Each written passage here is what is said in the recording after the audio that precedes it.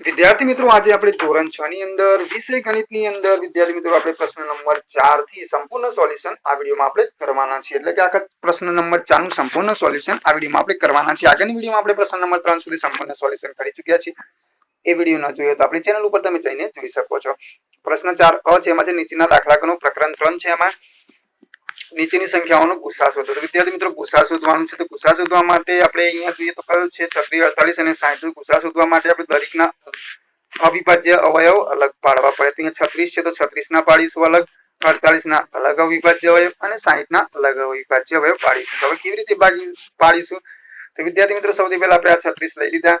હવે વિદ્યાર્થી મિત્રો 2 ની ચાવીનો ઉપયોગ કરીને સૌથી પહેલા આપણે 36 ના ભાગ પાડીશું જો 2 વડે ભાગ ન ચાલે તો પછી 3 ઉપર જવાનું 3 થી ભાગ ન ચાલે તો 5 ઉપર જવાનું 5 થી ભાગ ન ચાલે તો 7 એ રીતે ક્રમશઃ આપણે અવિભાજ્ય સંખ્યાઓનો ઉપયોગ કરીને આપણે ભાગ પાડવાના હોય અહીંયા સૌથી પહેલા આપણે 2 થી ભાગ પાડીએ છીએ તો 2 વડે આપણે 36 ને ભાગી શકાય કારણ કે એકમનો અંક 6 છે એટલે 2 વડે નિશેષ ભાગી શકાય આપણે જાણીએ છીએ કે જે સંખ્યાનો એકમનો અંક 2 4 6 8 કે 0 હોય તેવી સંખ્યાને 2 વડે નિશેષ ભાગી શકાય અહીંયા આપણે એકમનો અંક જોવાનો જો 2 4 6 8 અને 0 હોય તેને 2 વડે ભાગી શકાય તો અહીંયા 6 છે એટલે 2 વડે ભાગી શકાય તો 18 દુ 36 એટલે કે 36 ને 2 વડે ભાગી એટલે 18 જવાબ આવે તો અહીંયા આપણે 18 લખીશું હવે ફરીથી વિદ્યાર્થી મિત્રો 18 છે તેને 2 વડે ભાગવાનો પ્રયત્ન કરીશું તો એકમનો અંક જોવાનો 8 છે એટલે 2 વડે ભાગી શકાય તો 2 વડે ભાગીશું તો 2 9 18 તો અહીંયા આપણે લખીશું 9 હવે વિદ્યાર્થી મિત્રો 9 આવે તો જો અહીંયા એકમનો અંક 9 છે જે 2 ના ઘડિયામાં આવતો નથી એટલે કે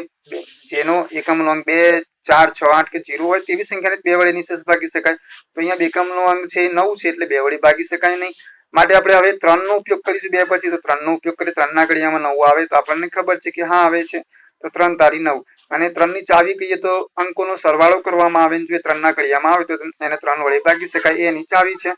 તો 3 વડે આપણે 9 ને ભાગી એટલે 3 આવે ફરીથી 3 વડે ભાગીશું એટલે 3 એકા 3 તો અહીંયા આપણે એકાઈ જશે એટલે આપણું અહીંયા આ અવિભાજ્ય અવયવ અહીંયા મળી જશે 36 ના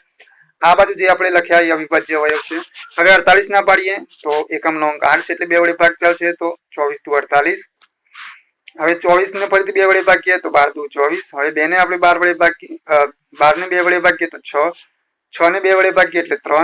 હવે 2 વડે ભાગ ચાલશે નહીં કારણ કે 3 ને આપણે 2 વડે ભાગી શકાય નહીં તો આપણે 3 લઈશું 3 એકા 3 3 વડે ભાગી શકાય એટલે 3 વડે ભાગીશું ચલો હવે 60 લઈએ તો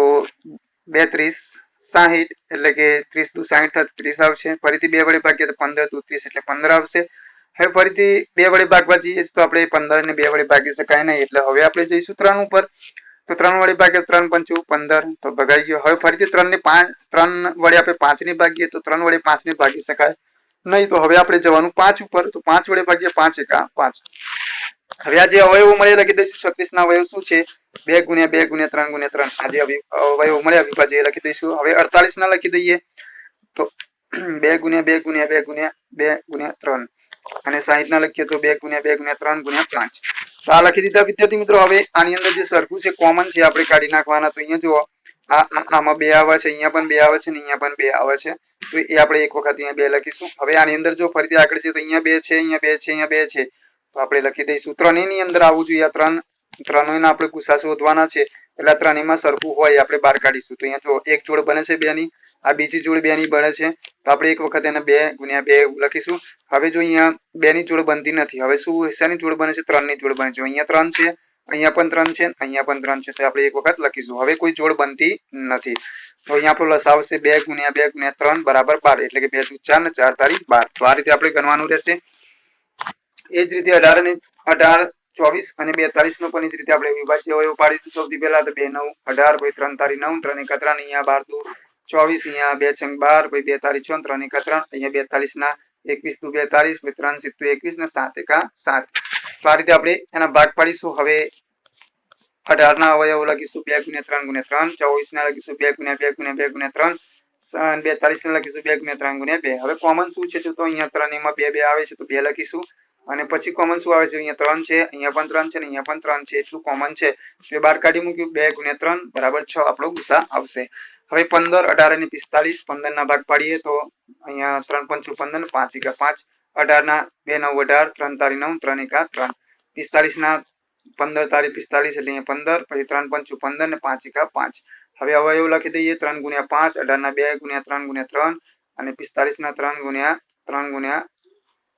5 હવે વિદ્યાર્થી મિત્રો જો અહીંયા સરખું શું છે તો 3 અહીંયા 3 અને અહીંયા 3 ખાલી એક જ 3 આપણને મળે છે એટલે ગુસા 3 આવશે એના પછી અહીંયા 12 30 અને 48 નો પણ એ જ રીતે આપણે શોધીશું વિદ્યાર્થી મિત્રો તો અહીંયા જોઈ શકો છો આપણે ગણેલા જ છે હવે અવિભાજ્ય અવયવ લખી દઈએ 12 ના 2 ગુણ્યા 2 ગુણ્યા 3 30 ના 2 ગુણ્યા 3 ગુણ્યા 5 48 ના 2 ગુણ્યા 2 ગુણ્યા 2 ગુણ્યા 2 ગુણ્યા 3 હવે કોમન શું છે તો આ 2 કોમન પછી અહીંયા 3 અહીંયા 3 અને અહીંયા 3 આ કોમન છે એટલે 2 ગુણ્યા 3 બરાબર 6 આપણો ગુસા આવશે એના પછી વિદ્યાર્થી મિત્રો નીચેની સંખ્યાઓનો લસા શોધવાનો છે તો વિદ્યાર્થી મિત્રો ગુસામાં જેમ આપણે અલગ અલગ કરતા હતા બધાના વિભાજ્ય હોય શોધતા હતા અહીંયા આપણે શું કરવાનું છે એનું ઊંધું બધા એક સાથે ભેગા આપણે કરવાના છે તો 42 56 અને 70 એક વખત લખી દેવાનો 2 વડે પહેલા સૌથી પહેલા 2 વડે ભાગ ચલાવીશું આપણે તો 42 ને 2 વડે ભાગી શકાય તો હા ભાગી શકાય તો 21 ચલો 56 ને ભાગી શકાય તો હા ભાગી શકાય તો 28 70 ને ભાગી શકાય તો હા ભાગી શકાય તો 2 વડે ભાગી એટલે 35 અહીંયા આવશે 70 ને 2 વડે ભાગી એટલે 35 આવશે ફરીથી 2 વડે ભાગ ચલાવીએ તો 21 ને ભાગી શકાય નહીં તો 21 એમને મૂકી દેવાના ચલો 28 ને ભાગી શકાય તો હા ભાગી શકાય તો 19 અહીંયા આવશે 28 ને આપણે ભાગીએ એટલે 14 આવશે અહીંયા ભૂલમાં 19 લખાઈ ગયું છે ધ્યાન આપજો વિદ્યાર્થી મિત્રો અહીંયા 14 આવશે પછી 35 ને ભાગી ન શકાય એટલે એમના એમ હવે ફરીથી 2 વડે ભાગીએ આપણે તો 21 ને ભાગી ન શકાય એટલે એમના એમ 14 અહીંયા છે તો 14 ને ભાગી શકાય તો કે હા ભાગી શકાય તો 2 * 14 અહીંયા આવશે 7 35 ને ન ભાગી શકાય એટલે એમના એમ હવે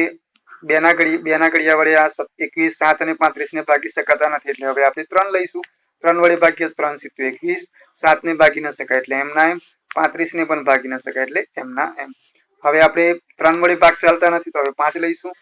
તો 5 વડે 7 ને ભાગી ન શકાય એટલે એમના એમ આ 7 ને પણ ભાગી ન શકાય એટલે એમના એમ 35 ને ભાગી શકાય તો હા ભાગી શકાય 5 * 35 તો અહીંયા આપણે લખીશું 7 હવે 5 વડે આ 7 ને ભાગી શકાતા નથી એટલે આપણે લઈશું 7 તો 7 * 1 = 7 7 * 1 = 7 અને 7 * 1 = 7 આપણને જે આ બાજુ જે મળ્યું આપણો લસા છે તો અહીંયા લખી દઈશું લસા બરાબર 2 ગુણ્યા 2 3 વખત છે પછી ગુણ્યા 3 પછી ગુણ્યા 5 અને પછી ગુણ્યા 7 હવે આનો ગુણાકાર કરી દેવાનો આપણે તો 2 દુ 4 4 દુ 8 8 તારી 24 અને અહીંયા 24 થશે અને 5 * 35 24 ગુણ્યા આપણે 35 કરીએ એટલે આપણને 840 આપણો જવાબ મળશે એના પછી 72 90 અને 54 તો એનો પણ એ જ રીતે સૌથી પહેલા આપણે 2 વડે ભાગ પાડીશું તો 72 ના 2 વડે ભાગીએ તો 36 90 ને ભાગીએ એટલે 45 ને 54 ને ભાગીએ એટલે 27 ફરીથી 2 વડે ભાગીએ તો 18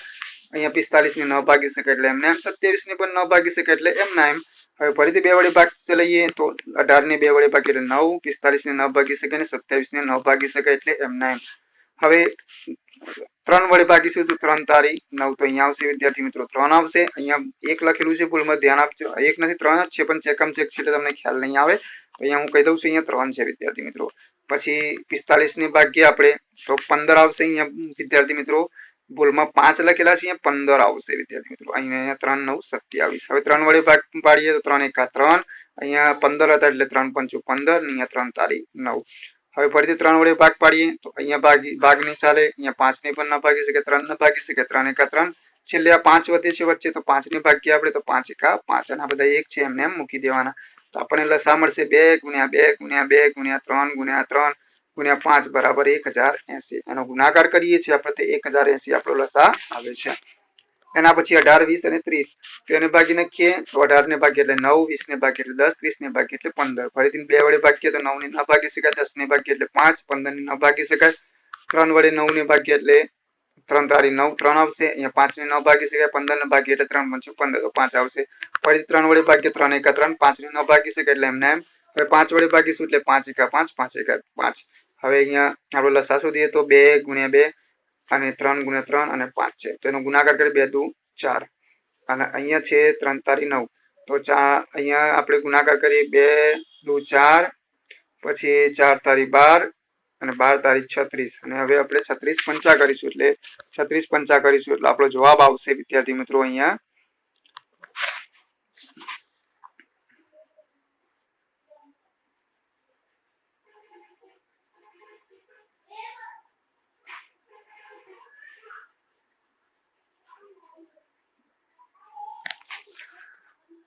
અહીંયા વિદ્યાર્થી મિત્રો આપણો જવાબ આવશે 180 આના પછી આગળ જઈએ વિદ્યાર્થી મિત્રો અહીંયા છે નીચેની સંખ્યાઓને 2 વડે નિશ્ચિત ભાગી શકાય છે હા કે ના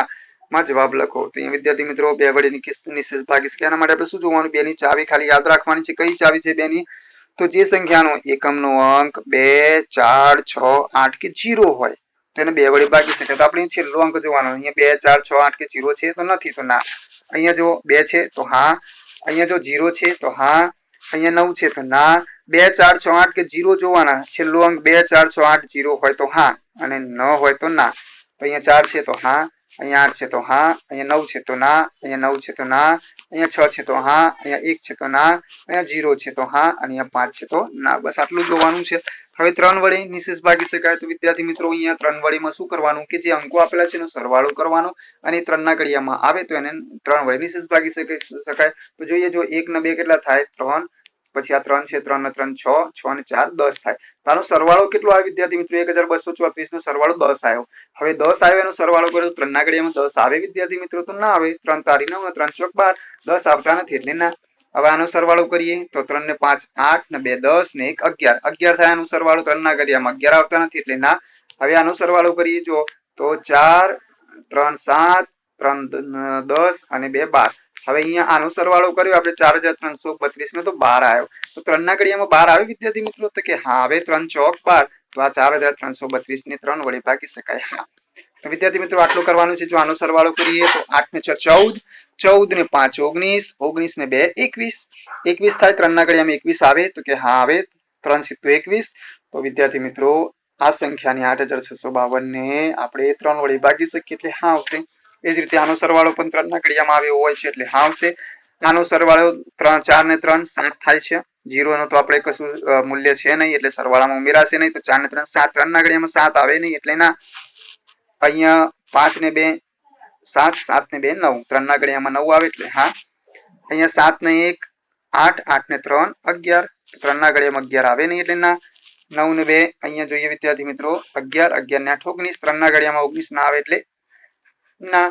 અહીંયા 15 થશે, 5 10 અને 15, 3 વખત 5 છે એટલે 15 થશે. 3 ના ઘડિયામાં 15 આવે છે તો હા, એટલે આપણે 3 વડે ભાગી શકીએ એટલે અહીંયા હા લખીશું. જ્યારે અહીંયા પણ 6339 ને પણ ભાગી શકાય એટલે હા, અને અહીંયા છેલ્લે 8154 ને પણ ભાગી શકાય કારણ કે એનો સરવાળો પણ 3 ના ઘડિયામાં આવે એટલો હોય છે એટલે.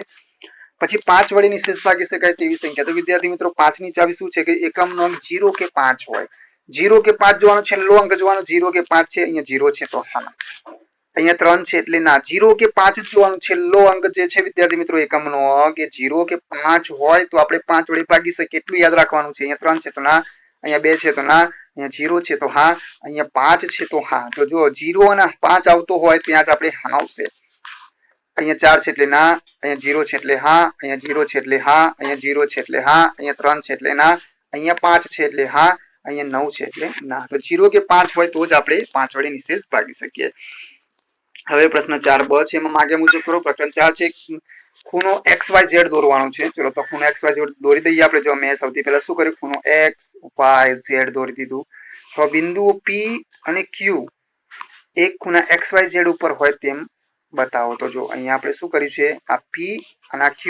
આ XYZ ઉપર બતાવી દીધા એમ કીધું છે. એટલે તો સૌથી પહેલા આપણે ખૂણો XYZ દોરી દીધો. પછી શું કીધું છે કે ખૂણો બિંદુ P અને Q XYZ ઉપર હોય તો P અને Q પણ દર્શાવી દીધા. પછી આગળ શું લખેલું છે, બિંદુ D એ ખૂણા XYZ ની અંદરના ભાગમાં છે. તો બિંદુ D છે ખૂણા XYZ ના અંદરના ભાગમાં દર્શાવી દીધું. પછી શું છે, અને બિંદુ E એ ખૂણા XYZ ની બહારના ભાગમાં છે. તો બિંદુ E છે ખૂણા XYZ ના બહારની ભાગમાં આપણે દર્શાવી દીધું. આપણો જવાબ આવી ગયો. 2 માર્ક્સ આપણને મળી ગયા. ચલો અહીંયા છે આકૃતિ દોરો જેમાં બિંદુઓ X Y Z અને W એક રેખા ઉપર નથી. તો જો આપણે X Y અને Z આ રીતે દોર્યા છે, એક રેખા ઉપર નથી. પછી રેખાખંડ XY, તો રેખાખંડ XY દોરી દીધું. પછી YZ, તો અહીંયા જો આ YZ અને ZW, તો ZW ભિન્ન રેખાખંડો છે. તો આખા બની ગયા વિદ્યાર્થી મિત્રો. આ રીતે આપણે આકૃતિ દોરીશું એટલે આપણો જવાબ આવી જશે. 2 માર્ક્સ મળી જશે આપણને. પછી 3.8 સેમી લંબાઈનો રેખાખંડો DE દોરો. આ રેખાખંડ ઉપર બિંદુઓ A, B અને C દર્શાવો. તો આપણે DE દોર્યું રેખાખંડ. હવે એના પર બિંદુ A, B અને C. આ 3.8 સેમી માપનું સ્કેલની મદદથી આપણે દોરવાનું છે. 3.8 સેમી માપ લઈને રેખાખંડ DE દોર્યું અને એના પર બિંદુ A, B, C પણ દર્શાવી દીધા. એના પછી છે આગળ ચોથા નંબરનો પ્રશ્ન છે. એમાં છે કિરણ MN દોરો. કિરણ MN ની ઉપર બિંદુ X અને Y દર્શાવો. તો આપણે કિરણ MN દોર્યું છે ને એના પર બિંદુ X અને Y દર્શાવી દીધા છે. પછી કિરણ MN ઉપર ના હોય તેવું બિંદુ P અને Q દર્શાવો. તો જો આ MN ઉપર નથી, આ બિંદુ P અને બિંદુ Q એ બહારની તરફ આપણે દોરી દીધા. હવે વિદ્યાર્થી મિત્રો પ્રશ્ન 4 છે ક છે એમાં છે વ્યાખ્યાઓ આપો. તો પહેલું છે પ્રકરણ 4 માં છેદતી રેખાઓ. તેમાં આપણે લખીશું જે બે રેખાઓ એકબીજાને એક જ બિંદુમાં છેદે તો તેમને છેદતી રેખાઓ કહે છે. અને સમાંતર રેખાઓમાં આવશે જે બે રેખાઓ એકબીજાને એક પણ બિંદુમાં ન છેદે તો તેવી રેખાઓને સમાંતર રેખાઓ કહે છે. ચોથા નંબરમાં છે કિરણ. કિરણ એ રેખાનો જ એક ભાગ છે જે એક બિંદુથી ઉદ્ભવે છે અને બીજી બાજુ અનંત સુધી વિસ્તરેલું હોય છે. જ્યારે પાંચમા નંબરમાં છે વક્ર. પેન્સિલ ઉપાડ્યા વગર આપણે જે આકાર દોરીએ છીએ આવા આકારને વક્ર કહે છે. તો વિદ્યાર્થી મિત્રો આગળના વિડીયોમાં આપણે નવા પ્રશ્નો સાથે ફરીથી મળીશું.